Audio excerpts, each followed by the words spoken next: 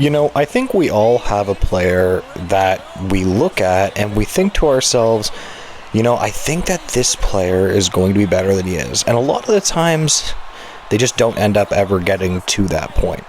And one of them, when the Maple Leafs drafted him, was Travis Dermott. I thought to myself, you know what? I still would have personally drafted Travis Konecny because I think Travis Konecny is going to be a top 6 forward. He is a top 6 forward, cough, cough. But you know what? The Leafs got Jeremy Bracco and they got Travis Dermott. And Travis Dermott, he's a smooth skater. He's got potential. You look at his junior numbers and they're okay. And you think to yourself, you know what? He's going to be good. The Edmonton Oilers have signed Travis Dermott to a pro tryout contract. He actually, I suppose, couldn't get a full-on contract, which is weird. I think he at least deserves probably a league minimum. But he has been and turned into a bit of a journeyman defenseman in the National Hockey League. He's played for Vancouver Maple Leafs and now Arizona. Played about 50 games.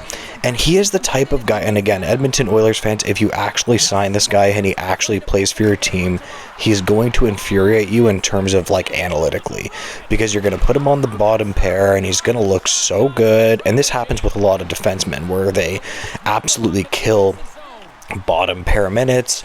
He'll kill it when you give him 15, 16, 17 minutes, but as you increase his minutes maybe by 3 or 4 minutes, he completely he won't do that good.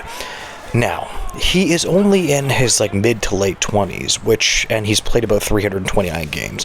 So you could make the argument that maybe he hasn't completely grown into his own.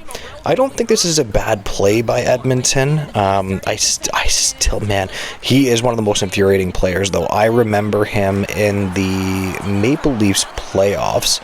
He sent a spinning backhand pass right at the Leafs blue line, and it ended the Leafs playoffs right there. Just a boneheaded play. So you are going to get here a smooth skating defenseman. Very smooth skating. He skates pretty well. He's a very good puck handler as well. But unfortunately, he's undersized. His battle level isn't that bad. I call it battle level. But when a player goes to the boards and you see him battling for a puck, he's actually not bad at that, right? Some players will struggle on the boards. When they get to the boards, they just get outmatched and they don't know how to battle. Some players are unbelievable at it. Zach Hyman is one of the best players in the league at getting to the puck, putting his stick down and winning his battle. He is so good at that. Travis Dermott, in my opinion, when I watched him with the Maple Leafs, he actually was pretty good at that. He was consistently a guy that would go behind the net and battle players, even if they were bigger than him. So I'm going to give him a lot of credit with that one. Like I said, he's going to make boneheaded plays. I'm going to put the information back up on the screen here. He played about 17 minutes with Arizona. His minutes have been really up and down, though. I think when he was playing for Vancouver, he only played about 13 minutes or something like that. It's a shame. It's a shame when it comes to Travis Dermott. I had a lot of hopes for this guy. He is a funny guy, seems like a good guy. I would love to see Edmonton actually. I do believe, here's the thing. I believe he deserves at least a league minimum deal, because I'm sorry, you see some of these other players and you're like, why did that guy get a league minimum deal? I'm not saying Travis Dermott is that good, but he's better than some of the guys that are getting minimum deals, or even more than minimum deals. You know what I mean? At least you might have a guy that can kill bottom pair minutes on the Edmonton Oilers and get the puck up the ice. So this isn't necessarily that bad of a play for the Edmonton Oilers. I think it's actually pretty smart in my opinion.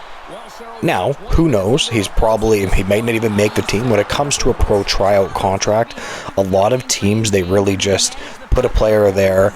They almost showcase him for the rest of the league if something happens, and then that player might sign for another team, for example, right? He probably won't sign for a team he's already played for, but he can just play for another team. And in that way, it is a pretty smart bet by the Oilers. Just, showcase him.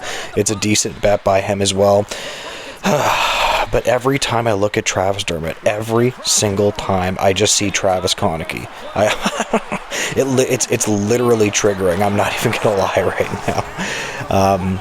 Anyways, tell me why I'm wrong. Tell me why I'm right. I appreciate it if you made it to the end. If you could like, comment, and subscribe. Thank you guys, and have a great day.